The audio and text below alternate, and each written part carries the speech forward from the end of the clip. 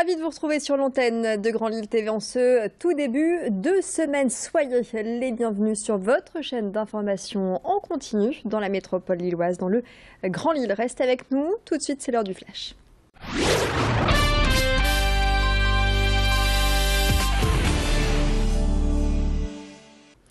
Avec tout d'abord les médecins généralistes qui sont en grève depuis samedi, des cabinets médicaux qui pourraient rester fermés jusqu'à demain.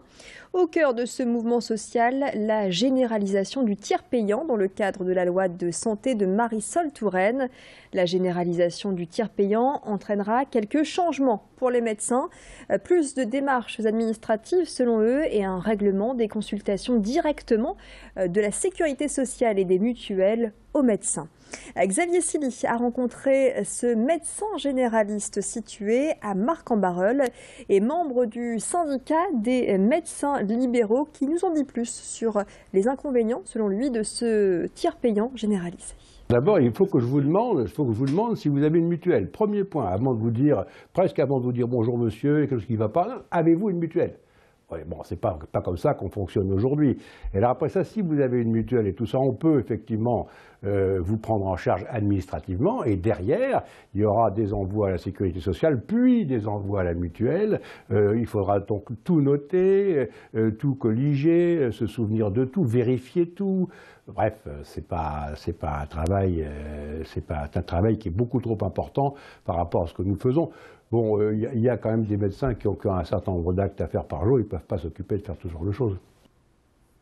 La généralisation du tiers payant sera examinée ce mardi par le Sénat. Si le texte est adopté, eh bien, le syndicat des médecins libéraux appelle à la désobéissance civile. On va rester dans le domaine de la santé avec Octobre Rose qui a débuté et comme tous les ans, c'est la lutte contre le cancer du sein qui est à l'honneur. Lutter contre cette maladie, c'est aussi accompagner les malades dans leur quotidien sur le plan physique et psychologique. La chimiothérapie, les examens médicaux, autant de facteurs qui entraînent stress et anxiété. Alors pour permettre à ces femmes de retrouver confiance en elles et de partager tout simplement un moment de bien-être, l'association Belle et Bien propose des séances de maquillage. Comment raviver son teint, comment marquer les lignes des sourcils, étoffer les cils et apporter une touche de couleur grâce au rouge à lèvres. 20 bénévoles de l'association Belle et Bien, des esthéticiennes et coordinatrices accompagnent des femmes en cours de traitement comme Véronique, interrogée par Céline Huret. Cet atelier de maquillage Belle et Bien est un moment extraordinaire de partage avec les autres malades et les bénévoles qui vous accueillent avec leur cœur et leur professionnalisme. Ce sont des conseils qu'on peut faire tous les jours, utiliser tous les jours et qui nous renvoient une image meilleure, plus agréable.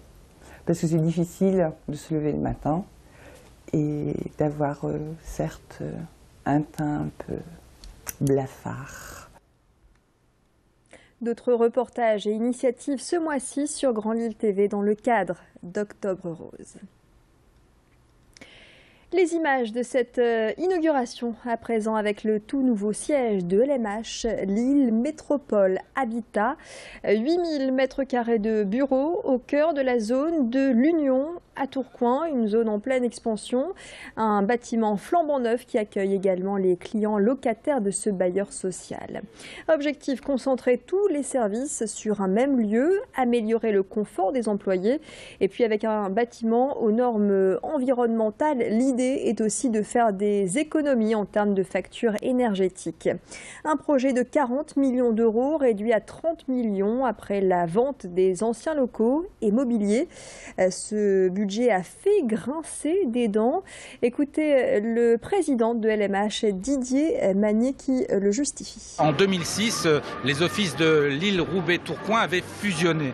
Et ayant fusionné, on s'est vite rendu compte, quand je dis on, mon prédécesseur Alain Cacheux et le conseil d'administration de l'époque que les bâtiments devenaient trop exigus.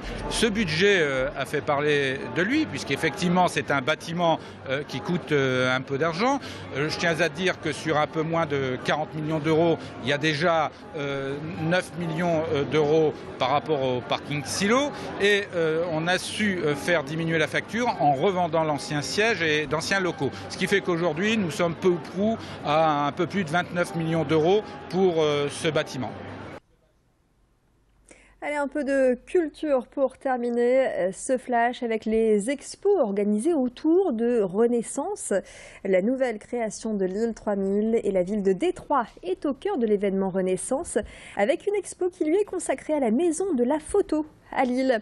2 artistes exposent une centaine de photos, Sarah Jane Bowers et Guillaume Rivière. Elle est américaine, lui est français. Sarah Jane Bowers présente son travail Détroit définition, réalisé depuis 2001 dans sa ville natale. Guillaume Rivière nous donne, lui, à voir de ses clichés pris en mai dernier sur le thème Détroit, décomposition, recomposition. Une expo qui brosse le portrait d'une ville qui a connu la prospérité dans les années 60 grâce notamment à l'industrie automobile avant de se résoudre à la faillite. Image signée Clotilde Leguévac et cette exposition est visible jusqu'au 25 octobre à la maison donc de la photographie à Lille. Voilà, c'est la fin de ce flash. Merci de l'avoir suivi. La suite de nos programmes, c'est tout de suite sur Grande Ville TV.